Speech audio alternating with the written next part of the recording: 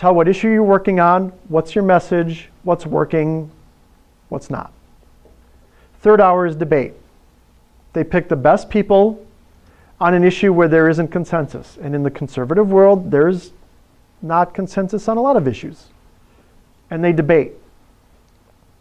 And when they started this, Norquist would moderate the debate, and he would pick out the two best people in DC, and he would have them debate.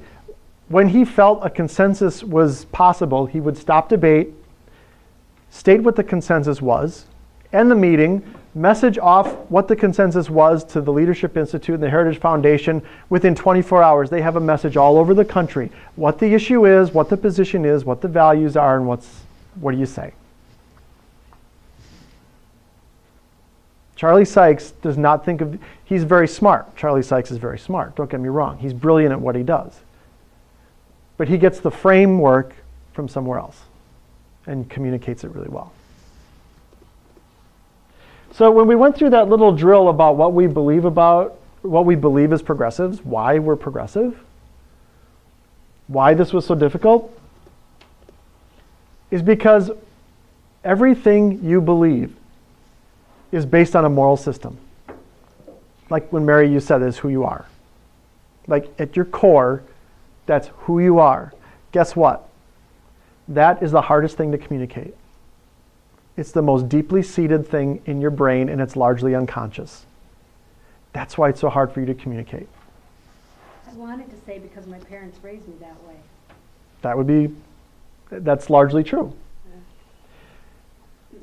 What the conservatives have done is they've made it systemic, where communication of those ideas is conscious. We need to start making it conscious.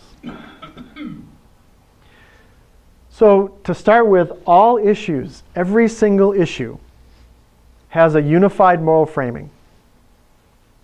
And that needs to be communicated over and over and over again. For progressives, it's not. So today we're going to learn how to do that. The result is, it'll unify across issues. That's one of our big problems. We have all these issue silos, right? The environmental people don't talk to the education people, and they use different language. Mm-hmm. The labor people definitely don't talk to the environmental people, and they use different language. Mm-hmm. Right? Nobody communicates the common unifying ideas. Really important. So why are current methods ineffective? You hear this all the time, right? I was shocked to hear that after Mary Burke lost the election, there were still Democratic operatives saying, we just needed to communicate the facts more. Are you kidding me? If there was anybody that voted in the state that didn't know that Scott Walker had only created 250,000 jobs, I would be shocked. Didn't matter. There's this hero narrative idea that if you just tell a compelling story about your issue, make one person the hero and one person the villain, right? That can work, but it has to be framed correctly. Otherwise, you can unconsciously reinforce conservative ideas when you're telling your story. You could create a great story about right to work, but if you still talk about right to work, you're reinforcing that conservative idea of right to work. Okay, we'll get into detail in a moment. So put your thinking caps on. Cognitive Science 101 is now in session. This is interesting. What's a frame? One word. What's a frame? Structure. Right? Structure. It's thinking. It's the structure of how you think. So when you think of a frame as a structure, it is the structure physically of what happens when you think. It's not clever wordsmithing. It's not a bumper sticker slogan. It's thought, and thought is physical. Thought is not, again, out there in the air for you to grab onto a progressive idea. It's physically in here. So we talk about structure of frames. It's the structure of neural circuits. You don't have to know, there's no test at the end. But just understand. Aren't those circuits self-regulating? Yes, they are. In a homeostatic model, they would be self-regulating. They are self-regulating, which we'll get to something that's important about that in a second. So when you talk about framing an issue, right, every time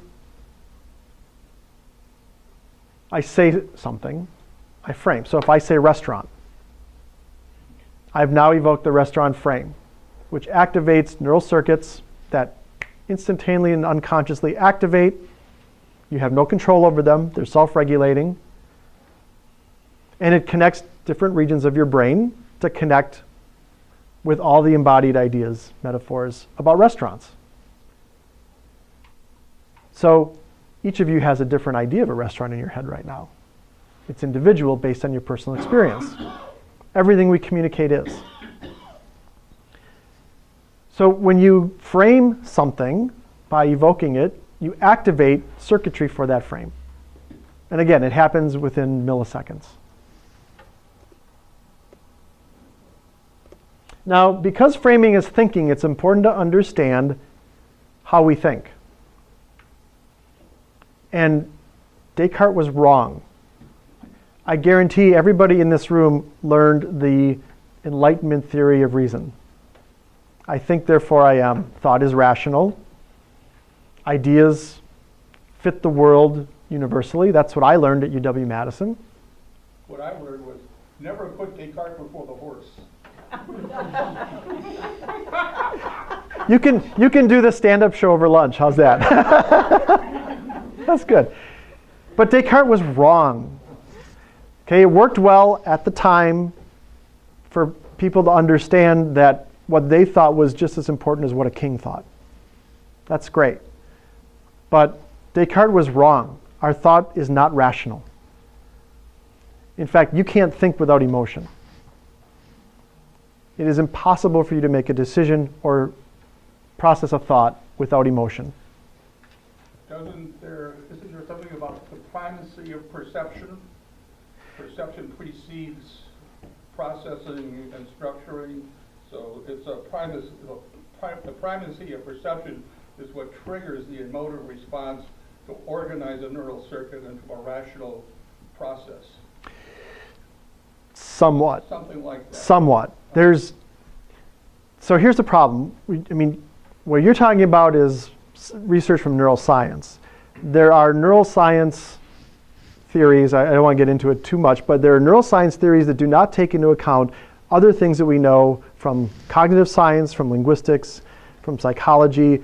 There's larger pictures of what goes on in thought than just one aspect. And George Lakoff and others at Berkeley are coming out with a book on that soon, an academic book. So the problem that we need to understand is that this is mostly unconscious. Okay, your thought is mostly unconscious. It's not rational. It can't be. Your brain evolved to run this complex body. Okay, so conscious thought is linear. Okay, it starts here, ends here. That's how we understand everything. Time is not linear. Time is all crazy. Okay, but our perception of it is linear, just like anything, because that's all we can consciously process. Okay, your brain works in parallel circuits. It has to. To do complex actions, I couldn't possibly think of everything that I do and process it. I'd be a big just blob laying on the floor if I had to process everything consciously. It accounts for 98% of your brain function, unconscious thought. So think about that in terms of how you process information that you physically take in from the world. Okay, you absorb it physically, you understand it, your brain is physically affected by it, but you don't know it because you only control 2%. So that idea is that, let me think about that for a minute. introduces the validity of an intermediating variable, of a mediating variable. Hmm. Something which the behaviorists said, we don't have to look at the intermediary variable. That's right. That's right. Critically important to psychology as well. So how powerful is the unconscious? There's now physical research happening that can illustrate how powerful unconscious thought is. So let's say you're a subject in a cognitive sciences research on visual perception. Okay, so you're in a room. It's dark. There's a screen in front of you, and this quickly flashes up on the screen. This is like super slow motion, super slow. This is milliseconds. Okay. So 2 to 5 milliseconds later, that object displays. Then you're asked, what did you see? Here's what people report they perceive. What was the first one again? The empty sphere, Empty sphere. like a donut. And the red. Okay? Now, what's important about that? What does that tell us about the unconscious? Here's what your brain does. Remember we talked about activating circuits. How a well-structured circuit is like an interstate highway. Your brain uses existing knowledge to fill in information gaps. It does it all the time. All the time. Okay? It goes back in time to the strongest circuit available to fill that gap. So is it going to go back to the interstate highway or to the rural route? The interstate. So in terms of information on politics, public policy, sociology, social justice issues, if people have existing knowledge gaps and the conservative worldview is dominant, what gets used to fill information gaps? Unconsciously, physically embodied conservative worldview. Because it's there, because it's easy. There's nothing you can do about it. It's the way your brain works. Okay? This is one of the reasons why we as progressives reinforce conservative thought all the time. We can't help it. So framing is changing that. Here's an example of reinforcing through negation. Scott Walker has not even created half of the 250,000 jobs his central campaign promise depended on. You're going to know by the time this is done why that reinforces the conservative frame. First of all, I mentioned his name. That's number one. Here's a simpler example. Richard Nixon saying, "I'm not a crook." Right?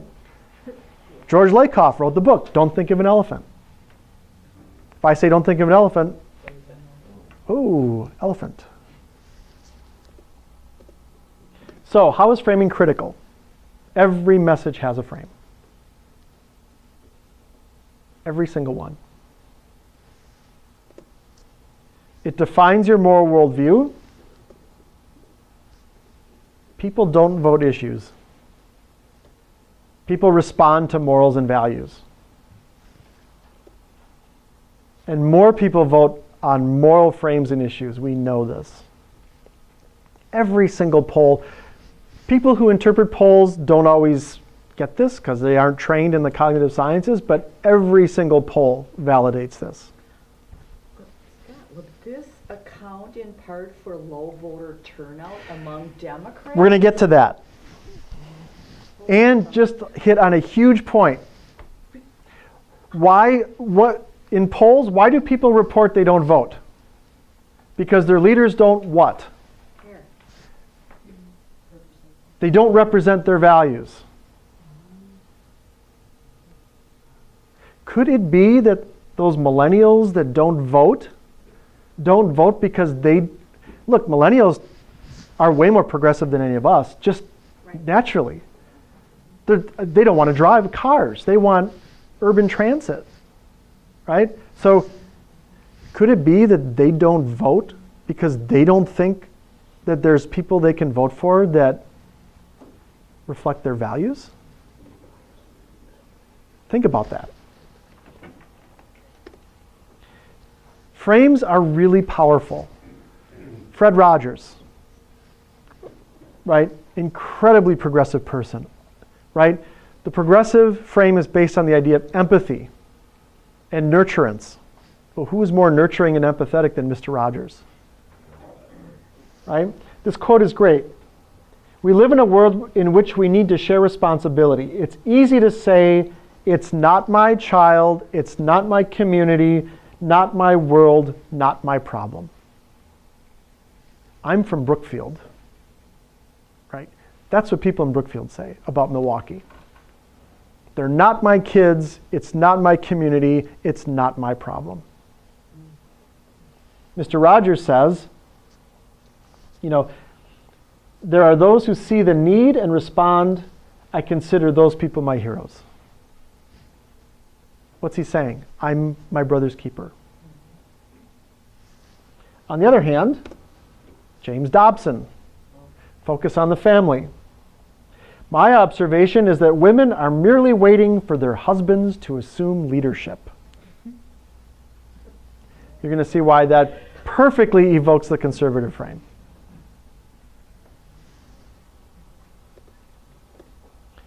So here's what conservatives know. They know that frames are necessary. They know how to communicate outside of issue silos. State Rep Chris Taylor is a friend of mine. I'm her constituent. She goes to the ALEC conferences undercover. She says, wow, every one of those sessions, the breakout sessions, no matter what it's about, comes down to two things. Limited government, personal liberty. Connects every issue they have. What's ours? I know, right? Right? Somebody actually asked me that. We're all in this together. Whatever's the opposite. Shared responsibility. We'll develop that later. Hold that thought. Write that down. If facts don't reflect the frame a person believes, they reject the facts to preserve the frame. If you know anything about systems, a system will always try to preserve itself. If you are in the conservative frame and there are facts that come to you that do not reinforce that frame, you will reject the facts to preserve the frame. Why do so many people vote against their self-interest all the time? Because there's something moral that they're latching onto. People are looking for moral connection. I got ahead of myself. Conservatives know repetition embeds frames. Why do you hear the same conservative message over and over and over and over and over again? Because it works. And we're progressives, and we like to think that science matters. This is science. Find a simple message, say it over and over and over and over and over again. Here's a perfect example of that. The highlighted red are statements of conservative values. You know who this is. We will move forward, helping people keep more of theirs. Tax relief is a metaphor. There's no such literal thing as tax relief. Okay? It is a conservative message for relieving the unjust burden of taxes. Which makes Walker a hero, by the way. Learn more to earn more. This is something relatively new. How conservatives are framing education. Education is to get a job. That's why I tried to get rid of the Wisconsin idea. Bingo. And here it is. Move people from government dependence to true independence through what? Through work. You have value because you work, because you're self-dependent. So Mitt Romney has no value. There's ways to, look, we're going to get to that. There's ways to turn their words against them. Frames define common sense. Okay? No offense, but if you're a progressive and you say it's just common sense, it's not. If you say common sense, people are going to unconsciously evoke conservative ideas. Because it is the conservative ideas that are common sense. So every time you see a progressive candidate say, this policy is just common sense, that's terrible messaging. Because there is no such thing as progressive common sense. There are shared values that we all have, but in terms of, common sense in public discourse. Common sense as expressed in a large population doesn't exist.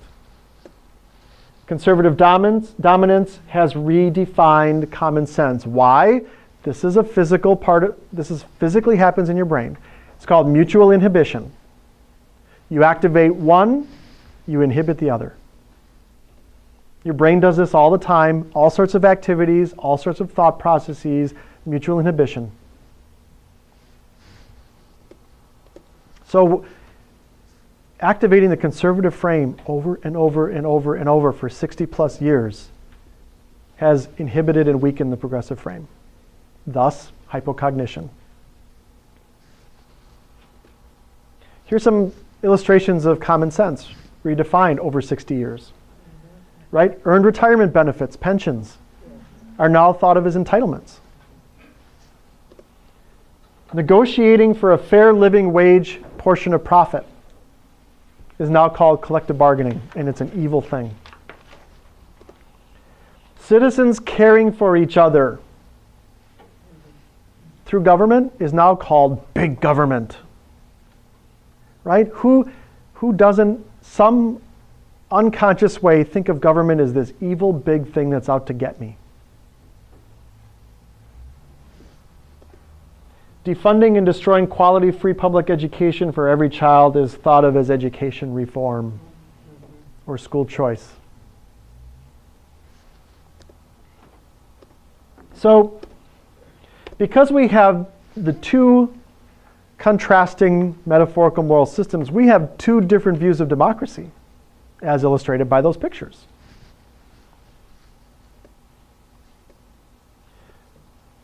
So, here's the two metaphorical views. Progressive frame is based on the nurture and parent model. Conservative is based on the idea of a strict father, authoritarian father, and sorry ladies, cannot be a woman. It is gender specific. Thus the James Dobson quote about women just wanting their men to lead them. Because the conservative worldview is based on a hierarchy. Men over women, man over nature, God over man, Christians over non-Christians, US over every other country, whites over non-whites. See how this makes sense? Rich over poor, bingo. And it's a moral structure to them.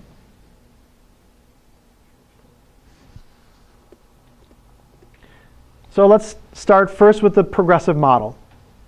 The fundamental value that we know from cognitive research and linguistic research is empathy. If you do nothing else today, come away with this message. Start evoking empathy in people. Start making them view the world more empathetically. And what does that mean? It means that we have responsibility for others equally as ourselves. You take care of yourself, you take care of others. I am my brother's keeper. So how is empathy, parental empathy for the newborn, which is a self-generating cluster of circuits, different from control of a parental vertical structure? They're different because of because of how thought evolves, how embodied thought evolves. You know, not only as through the growth of that child, but also we're going to get to biconceptualism. Okay, we're all capable of having the conservative frame in us. I mean, I'm a dad. There's times when if my son is headed toward a hot stove, I'm not going to go, okay, now don't go near that stove because if you do, what's going to happen is your hand's going to burn and that's going to hurt you a lot. And then we're going to, no, I grab him and I pull him away. I take control of the situation. Okay? So we're all capable of, if you can watch a John Wayne movie and understand it, you are capable of conservative thought. So authority. The differences between authority perception is very important. Progressives, we want our best and brightest to be our leaders. The most empathetic, the most responsible, the experts, we want them to be our leaders. Right? So out of that empathy and responsibility comes our definition of democracy. It's caring citizens acting responsibly for each other through government. Right? We elect the best and brightest to do what? Serve us, To serve us. our interests. To make sure that we care for everyone. Because I want everybody to have the same freedoms and opportunity that I do. That's democracy in the progressive frame. So, we're all afraid to use the word freedom. For good reason, right? Because the dominant frame of conservatism is something, freedom means something different for conservatives than it does for progressives. And people think that naturally when you start talking about freedom, you mean what they mean. Personal freedom. I want my guns, that kind of thing. So we need to start taking back the word freedom. And how do we do that? We provide progressive context for freedom. Saying what freedom means to us. What does it mean? It means that, so what is government? It's all of us, right? That is, ideally, that is what our expression of government is. It's all of us. So freedom is all of us acting through government to provide things to other people to be free. And then they call that the collective, and then people start thinking of socialism. Right. Well, That's right. yeah, we have to be so careful on which word but we can't give up freedom. No. You are right, we have to take freedom back. Absolutely. We can give up collective. 'Cause you can That's got communism. You can say different things. Yeah, But the idea of that haven't been. the idea of what freedom is to progressives, right? And who would disagree with that? I mean, very few people, and remember, most conservatives have the capacity for progressive thought and empathy. Most, some don't. They're sociopaths. Seriously. They are. If you have no capacity for empathy, you are a sociopath. So, but most people, 90%, have the capacity for empathy. I mean, I have a very conservative family, and we don't argue because I understand that what they believe is moral. We just have moral differences. But one thing I can do is I can ask them, aren't there things that you do for others that you're proud of? My parents go, oh yeah, we do stuff with our church for charity and all the time. I said, well, taxes are the same thing, Dad. I said, in fact, if everybody paid their taxes, you wouldn't have to do that stuff through your church. You could take your Saturday afternoons and go play with your grandchildren. They kind of get that. The other thing that progressive freedom means, and this goes to the idea of how we start expressing freedom, and we need to say this stuff all the time, because most people get this. Private life and enterprise are not possible without the public. I got a Elizabeth Warren excerpt here you're going to love. But next time Ron Johnson talks about how he's this great entrepreneur who has built this great business and he deserves all the profit and the credit, and wait a minute. Didn't we educate all those people for you? Didn't Winnebago County and the city of Oshkosh and the state of Wisconsin provide infrastructure for you? Didn't the US government do research to develop the internet and cell phones and satellites and on and on and on. You know, build your own sewer system. Yeah, I mean, that's the kind of stuff we've started talking about so people understand this.